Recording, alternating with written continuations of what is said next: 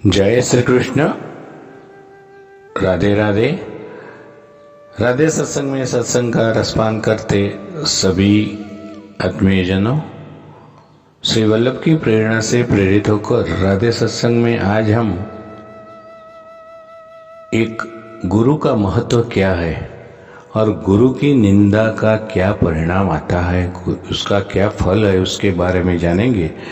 लेकिन इससे पूर्व अगर आपने राधे सत्संग चैनल को सब्सक्राइब न किया तो कर लेना, जिससे आपको हर सत्संग की जानकारी मिल सके और अपने स्नेहीजनों को भी ये लाभ मिले, इसलिए वीडियो लाइक करके शेयर करना। तो प्रियजनों, एक बार की बात है कि जब नारद जी विष्णु भगवान जी से मिलने गए तो भगवान ने उनका बहुत सम्मान किया।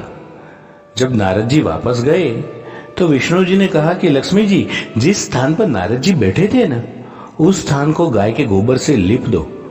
जब विष्णु जी ये बात कर रहे थे तब नारद जी बाहर ही खड़े थे। उन्होंने सब सुन लिया और वापिस आए और विष्णु भगवान जी से पूछा, हे भगवान, जब मैं आया तो आपने मेरा खूब सम्मान किया, पर जब मैं जा रहा था तो आपने लक्ष्मी जी को ऐसा क्यों कहा कि जिस स्थान पर नारद बैठा था उस स्थान को गोबर से लिप दो।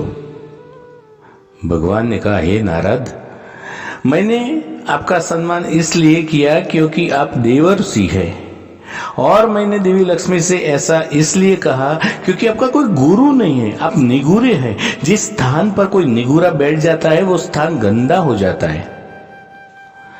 यह सुनकर नारद जी ने कहा कि भगवान, आपकी बात तो सत्य है, पर मैं गुरु किससे बनाऊं? तो भगवान नारायण बोले, हे नारद, धरती पर चले जाओ, जो व्यक्ति सबसे पहले आपको मिल जाए उसे अपना गुरु मान लो। नारद जी ने प्रणाम किया और चले गए। जब नारद जी धरती पर आए तो उन्हें सबसे पहले एक मछली पकड़ने वाला मछुआरा मिल गया। नारद जी वापिस नारायण के पास चले गए और कहा, महाराज, वो मछुआरा तो कुछ भी नहीं जानता और उसे गुरु में कैसे मान सकता। यह सुनकर भगवान ने कहा, नारद जी, अपना प्रण पूरा करो।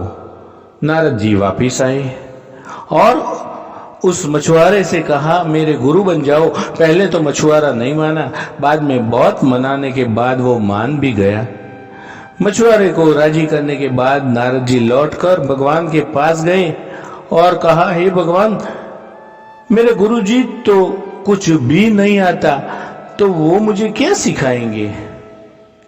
तो यह सुनकर विष्णु जी को बहुत क्रोध आया। उन्होंने कहा, हे नारद, तू गुरु निंदा करते हो, जाओ, मैं आपको श्राप देता हूं, आपको 84 लाख योनियों में घूमना पड़ेगा। यह सुनकर नारद जी ने दोनों हाथ जोड़कर कहा, हे भगवान, इस श्राप से बचने का उपाय भी तो बता दीजिए। तो भगवान नारायण ने कहा, इसका उपाय जाकर अपने गुरुदेव से ही पूछो। नारद जी ने सारी बात जाकर गुरुदेव को बताई। गुरुजी ने कहा, ऐसा करना, भगवान से कहना 84 लाख योनियों की तस्वीरें धरती पर बना दे, फिर उस पर लेटकर गोल घूम लेना और विष्णु जी से कहना 84 लाख योनियों में घुमाया। मुझे क्षमा कर दीजिए, आगे से मैं गुरु निंदा नहीं करूंगा। तो नारद जी ने विष्णु जी के पास जाकर ऐसा ही किया। उन्होंने उनसे कहा, 84 लाख योनियां धरती पर बना दो और फिर उन पर लेटकर घूम लीजिए, और कहा, नारायण, मुझे क्षमा कर दीजिए और आगे से मैं कभी गुरु की निंदा नहीं करूंगा। यह सुनकर विष्णु जी ने कहा, देखा, जिस गुरु की आप निंदा कर रहे थे उसी ने मेरे श्राप से आपको बचा लिया। नारद जी, गुरु की महिमा अपरंपार है। गुरु गूंगे गुरु बाबरे, गुरु के रहिए दास, गुरु जो भेजे नरक को, स्वर्ग की रखिए आस। गुरु चाहे गूंगा हो, गुरु चाहे पागल हो, गुरु के हमेशा दास रहना चाहिए। गुरु यदि नरक को भेजे तब भी शिष्य को यही इच्छा रखनी चाहिए कि मुझे स्वर्ग प्राप्त होगा, अर्थात इसमें मेरा कल्याण ही होगा। यदि शिष्य को गुरु पर पूर्ण विश्वास हो तो उसका बुरा स्वयं गुरु भी नहीं कर सकते।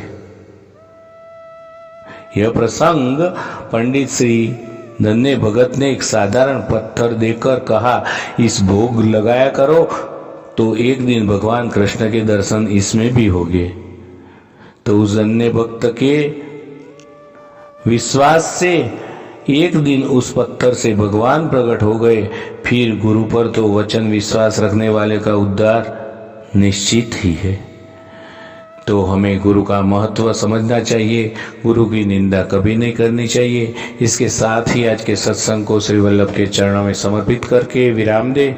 फिर मिलेंगे राधे सत्संग में नए सत्संग के साथ। जय श्री कृष्ण।